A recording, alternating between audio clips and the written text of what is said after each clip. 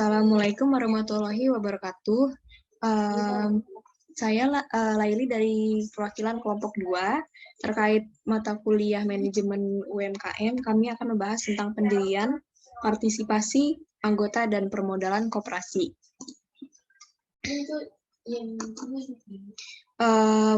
Di sini kami ada 3 anggota. Yang pertama saya sendiri, Laili, kemudian Heru Kurniawandi, dan Irfan Sulistianto. Bab pertama akan dibahas oleh Irfan.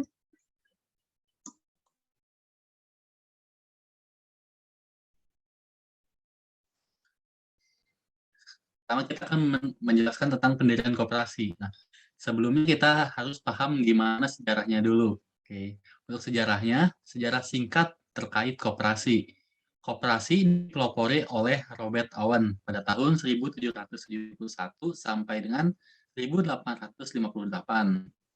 Gagasan yang terkenal adalah dalam buku yang berjudul A New View, Society and Essay on the Information of Human Character. Kontribusi Robert Owen sendiri adalah mendirikan koperasi konsumsi dalam bentuk TUK, melarang anak di bawah 10 tahun untuk bekerja, membuat sekolah untuk anak, perbaikan kondisi ekonomi. Nah, koperasi di Jerman dipelopori oleh F.W. Raffesian pada tahun 1818 sampai dengan 1888 dengan mendirikan koperasi kredit yang diperuntukkan untuk menolong petani dari jeritan ijon.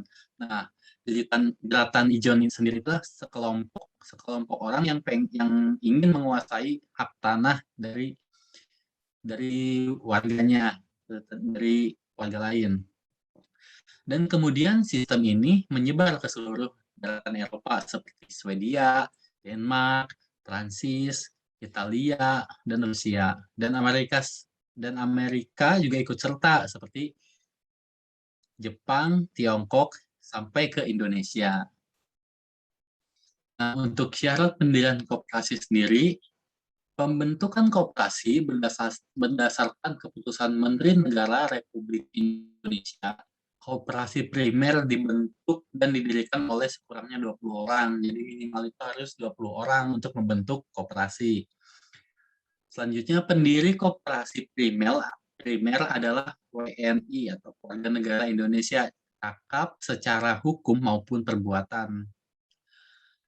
Usaha yang dijalankan harus layak ekonomi dan dikelola secara efisien. Jadi usahanya itu harus ada potensi untuk berkembangnya dan jelas gitu. Nah, selanjutnya modal sendiri harus tersedia untuk mendukung kegiatan usaha. Nah, nggak luput dari modal dong. Nah, memiliki tenaga terampil dan mampu mengelola koperasi. Nah, tenaga dari si orangnya itu juga perlu, karena itu kan dari karakternya mereka itu untuk menjadi koperasi yang lebih maju lagi itu butuh tenaga terampil dari orang itu sendiri. Bill.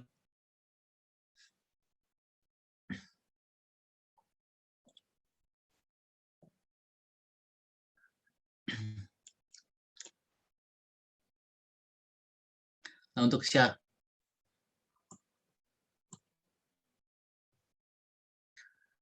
syarat koperasi simpan pinjam atau KSP, terdapat persyaratan khusus untuk koperasi simpan pinjam yang semuanya diatur dalam pasal 10 ayat 5 Permen Koperasi dan UMKM nomor 9 tahun 2008. Jadi koperasi simpan pinjam itu diatur oleh pemerintah dan dilindungi oleh pasal 10 ayat 5 Permen Koperasi dan UMKM nomor 9 tahun 2008.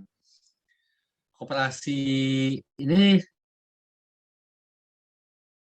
dibagi dua, yaitu koperasi primer dan koperasi sekunder. Nah, untuk koperasi primer, syaratnya adalah pendirian koperasi primer dengan mengajukan akta pendirian koperasi, baik itu secara tertulis atau secara elektronik yang diserahkan kepada Menteri Koperasi dan UMKM dengan melampirkan beberapa syarat, antara lain 2 rangkap akta akta pendirian koperasi dengan materai, surat bukti penyetoran modal awal, berita acara untuk rapat pendirian koperasi, rencana awal kegiatan koperasi didirikan. Itu syarat untuk koperasi primer. Sedangkan koperasi sekunder, hasil dari berita acara rapat pendirian koperasi, keputusan pengesahan badan hukum koperasi sekunder dan atau primer, NPWP aktif untuk semua calon anggota koperasi sekunder dan atau primer setelah mengajukan akta dalam mendirikan koperasi dan mendapatkan nilai terkait anggaran dasar serta persyaratan administrasi, maka selanjutnya Menteri Koperasi dan UMKM akan menerbitkan dua opsi surat, yaitu surat keputusan untuk penerimaan atau penolakan. Jadi setelah syarat-syarat dikirimkan,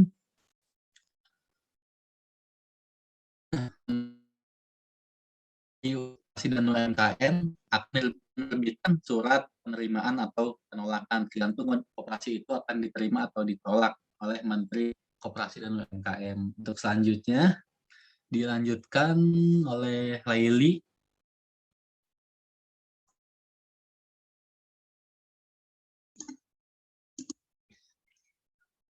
Next, di sini kita membahas tentang tahapan prosedur pendirian koperasi.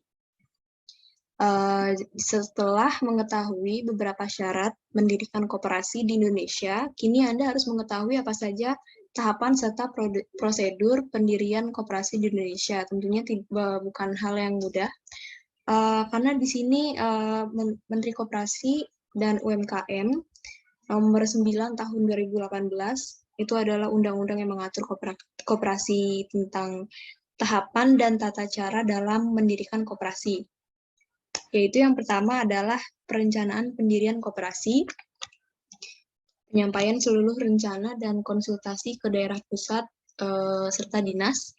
Yang ketiga dapat pendirian koperasi oleh seluruh calon anggota rapat, verifikasi koperasi yang akan didirikan, pengajuan pengesahan akta mendirikan koperasi, jadi ada dokumen penting, kemudian ada verifikasi dokumen permohonan pendirian koperasi, mekanisme di Sisbimkop, kemudian yang ke-8 ada pengesahan dalam mendirikan koperasi.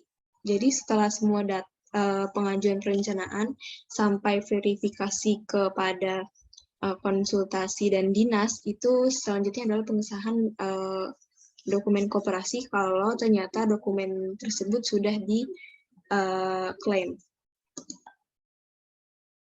Terus kita next membahas tentang partisipasi anggota koperasi. Saat anggota menjadi anggota koperasi, secara otomatis dia akan mendapatkan hak dan kewajiban. Hak kewajiban anggota koperasi diatur dalam Undang-Undang Pasal 20 Undang-Undang Nomor 25 Tahun 1992. Kewajiban anggota koperasi adalah sebagai berikut. Di antara yang pertama, mematuhi anggaran dasar dan anggaran rumah tangga koperasi serta keputusan yang telah disepakati bersama dalam rapat anggota tersebut. Kemudian yang kedua ada berpartisipasi dalam kegiatan usaha yang diselenggarakan oleh koperasi. Jadi selalu ikut serta dalam acara atau rapat yang diadakan oleh mereka. Kemudian yang ketiga, mengembangkan dan memelihara kebersamaan asas kekeluargaan, karena memang koperasi ini memiliki asas kekeluargaan. Hak anggota koperasi adalah sebagai berikut. Yang pertama, menghadiri dengan cara menyatakan pendapat dan memberikan suara dalam rapat anggota. Yang kedua, memilih atau dipilih menjadi pengurus. Yang ketiga, meminta diadakan rapat anggota menurut ketentuan dalam anggaran dasar. Kemudian yang keempat, mengemukakan pendapat atau saran kepada pengurus di luar rapat anggota, baik diminta maupun tidak diminta. Manfaat koperasi yang mendapat pelayanan memanfaatkan koperasi dengan mendapatkan pelayanan yang sama antar sesama anggota.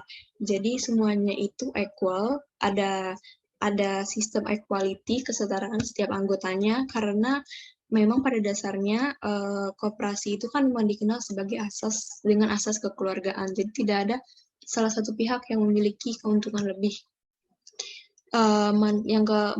Yang kelima, memanfaatkan koperasi dengan mendapat pelayanan yang sama antara anggota tadi udah ya. Kemudian yang keenam, mendapatkan keterangan mengenai perkembangan menurut ketentuan dalam anggaran dasar.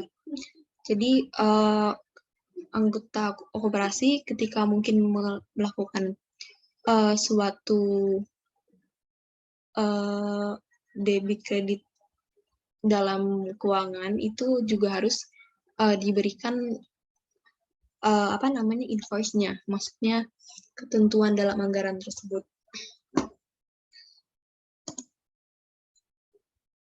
Kemudian sumber-sumber permodalan koperasi akan dilanjutkan oleh Heru Kurniawandi.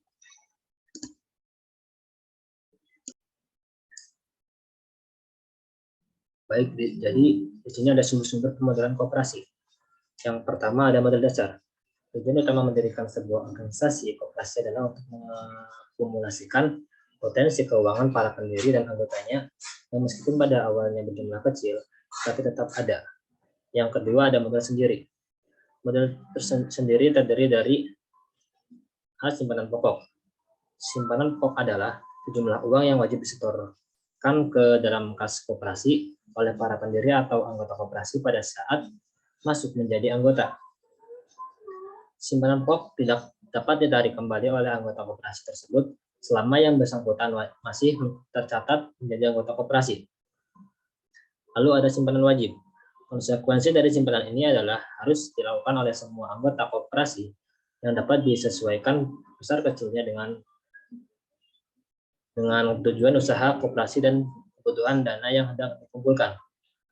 Karena itu, akumulasi simpanan wajib para anggota.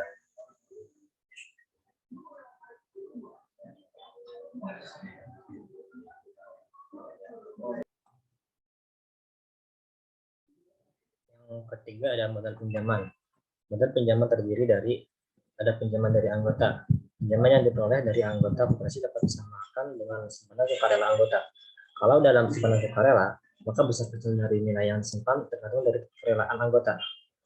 Lalu ada pinjaman dari koperasi lain.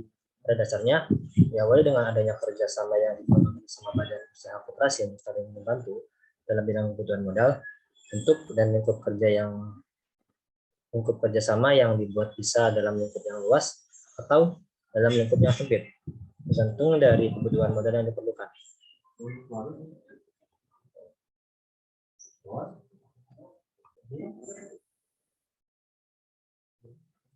Baik, terima kasih. Sekian dari kelompok kami. Kurang lebihnya mohon maaf. Assalamualaikum warahmatullahi wabarakatuh.